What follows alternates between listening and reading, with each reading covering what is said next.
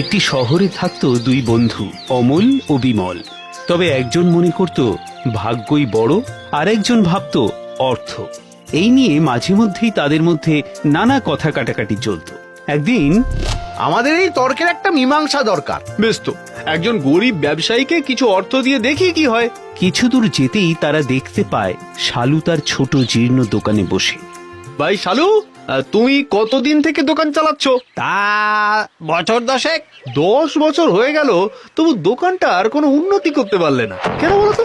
আগে মূলধন বেশি না থাকলে কি আর ব্যবসা করা যায়? আচ্ছা, তোমাকে যদি এখন কেউ 200 মোহর দেয়, তাহলে তুমি নিশ্চয়ই ব্যবসাটার একটা উন্নতি করতে পারবে। নিশ্চয়ই পারবো বাবু।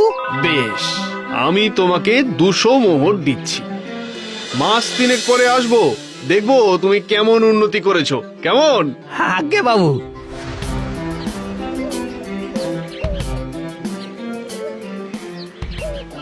হঠাৎ করে এতগুলো মোহর পেয়ে শালু তো আনন্দে আত্মহারা হয়ে পড়ল।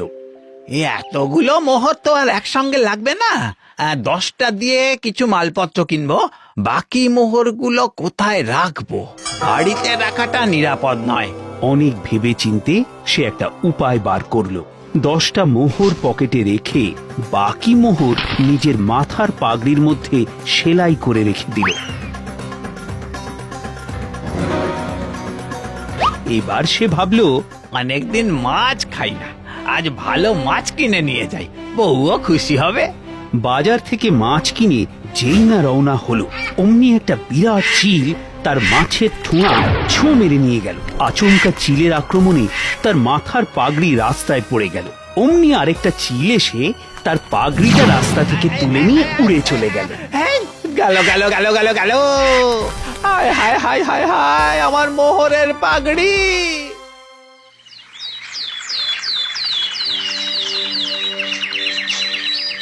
মাস 3 পরে কথা মতো অমল ও বিমল এসে হাজির হলো শালুর দোকানে। দোকান দেখে বিমল তো অবাক।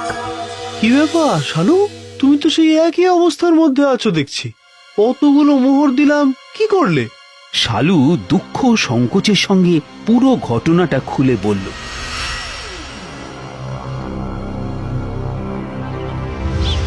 চিলে পাগড়ি নিয়ে যায় কখনো? এ অসম্ভব। কিন্তু বাবু, এটাই সত্যি। আচ্ছা বেশ, আমি মেনে নিলাম। এবার আমি তোমাকে আবার 200 মোহর দিলাম। খুব সাবধানে রাখবে আর বুঝে খরচ করবে, কেমন? আগে আবার 3 মাস পরে আমরা আসবো, তখন যেন তোমার অবস্থা ভালো দেখি। চলি। শালু মোহরগুলো নিয়ে বাড়ি আসে ও 10টা মোহর নিয়ে বাকি মোহর রান্নাঘরে অত্যন্ত পুরনো একটি তুষের জ্বালাটার মধ্যে পুঁটলি করে লুকিয়ে রাখে। এবার নিশ্চিন্ত মনে সে দোকানে জিনিস কিনতে বেরিয়ে পড়ে। কিন্তু হায়, বাড়ি ফিরে সে দেখলো জ্বালাটা কোথাও নেই। আগো, এখানে যে এই তুষের জ্বালাটা ছিল, সেটা কোথায় গেল? একটা লোক সাজি মাটি বিক্রি করতে এসেছিল। সাজি মাটি কিনে দাম দিতে গিয়ে দেখি, ওমা, ঘরে একটাও পয়সা নেই। সে বলল যে পয়সার বদলে অন্য জিনিস পেলেও হবে। তখন আমি ওকে ওই পুরনো তুষের জ্বালাটা দিয়ে দিলাম। হায় হায় হায় হায় হায় হায়, এ কি করলে গো? কি সর্বনাশ করলে আমার! হায় হায় হায় হায়। 3 মাস পরে অমল আর বিমল আবার এলো দোকানে, এবং দোকানের বিন্দুমাত্র উন্নতি না দেখে বিমল খুব হতাশ হলো। না, আমি আর শালুর পেছনে অনর্থক অর্থ নষ্ট করব না। না না না না, ও আজে বাজে কাজে টাকাগুলো নষ্ট করছে। সাজি মাটি কিনে দাম দিতে গিয়ে দেখি, ওমা, ঘরে একটাও পয়সা নেই। সে বলল যে পয়সার বদলে অন্য জিনিস পেলেও হবে। তখন আমি ওকে ওই পুরনো তুষের জ্বালাটা দিয়ে দিলাম। না না, আমি সত্যি বলছি বাবু। আমার কিন্তু ওর কথা বিশ্বাস হচ্ছে। যখন ওর ভাগ্য প্রসন্ন হবে, তখন সামান্য কারণ থেকেই ওর ভাগ্য ফিরে যাবে। এই বলে অমল একটা ধাতুর পাত পকেট থেকে বের করে। এটা তো তুমি রাস্তা থেকে কুড়িয়ে পেলে। হ্যাঁ, এটাই এবার আমি ওকে দিলাম। দেখো, এমন হতেই পারে যে এটা থেকেই তুমি বিরাট ধনী হয়ে গেলে। হায় রে আমার কপাল। নিতান্ত অনিচ্ছা সত্ত্বেও শালু সীসাটা পকেটে ঢোকালো। তারপর দোকান থেকে রাতে বাড়ি ফিরে খাওয়া দাওয়া করে শুয়েছে। এমন সময় তার কাছে এলো এক জেলে।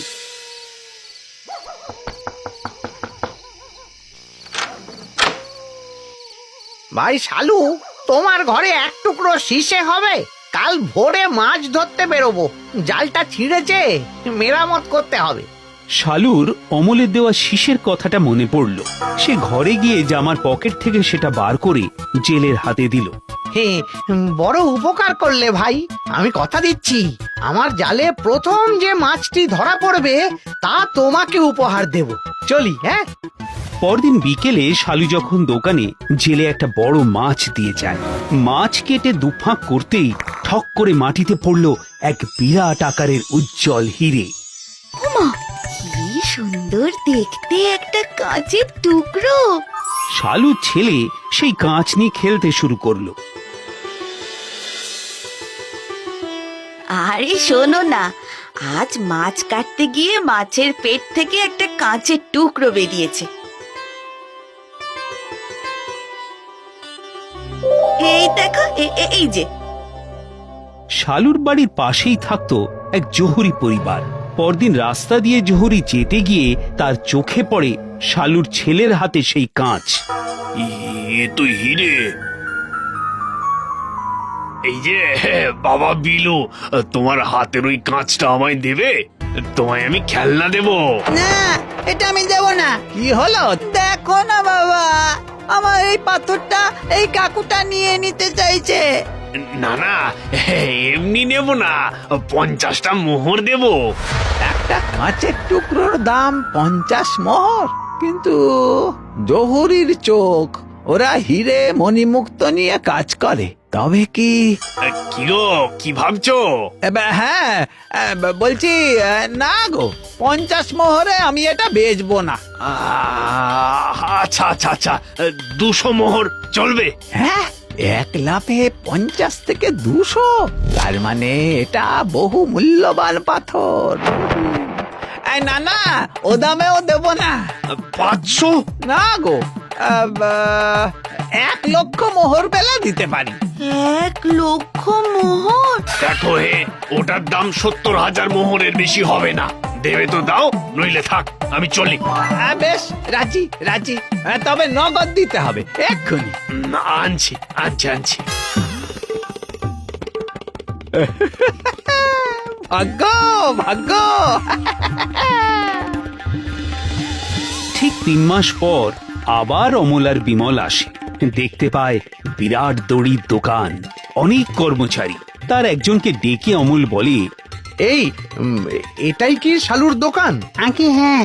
ও, যাও গিয়ে বলো 2 বাবু 3 মাস পর দেখা করতে এসেছে।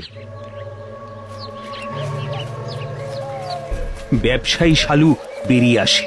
আরে আপনারা আসুন আসুন বাবু, আপনাদের শিশাতেই তো আমার এই উন্নতি। ও মিথ্যে বলছে, ও আমার মোহরেই বড় লোক হয়েছে। না না বাবু, সবই ওই শিশার কারণে। আজ আপনারা আমার অতিথি, চলুন বাড়ি চলুন, পথে যেতে যেতে সব বলছি। পথে যেতে যেতে সব গল্পই করে শালু। বাড়ি গিয়ে অমল আর বিমল তো অবাক। বিরাট বাড়ি, সামনে ঘোড়া বাঁধা। হঠাৎ ছেলে বিলু দৌড়ে আসে। বাবা, ওই উঁচু গাছটাতে একটা পাগড়ির মধ্যে পাখিরা বাসা করেছে। পাগড়িতে পাখির বাসা? কই দেখি। ওই তো। আরে ওই তো আমার পাগড়ি। এই এদিকে এসো, ওইটা নামাও দেখি। কর্মচারী পাগড়িটা নামায় ও পাগড়ি ছিঁড়তেই বেরিয়ে পড়ে 190টা মোহর। এই দেখুন, আমি মিথ্যে বলিনি বাবু। সবই ভাগ্য বিমল। বাবু, ঘোড়ার তুষ ফুরিয়ে গেছিল, তাই নিয়ে এলাম। শালু জ্বালাটা দেখতে পেয়ে লাফ মেরে উঠল। আরে বাবা বাবা বাবা বাবা, এই তো আমার সেই তুষের জ্বালা। জ্বালা হাতড়ে পেয়ে গেল পুঁটলি, আর পুঁটলি খুলতেই মোহর। এই যে, এই দেখুন বাবু, আপনাদের দেওয়া দ্বিতীয়বারের মোহর। আমার ভাগ্য খুলে গেছে। কি বিমল, এখনো কি তোমার মত টাকায় টাকা আসে, ভাগ্য কিচ্ছু না? ভুল ছিলাম আমি। আসলে টাকা বড় নয়, ভাগ্যটাই বড়।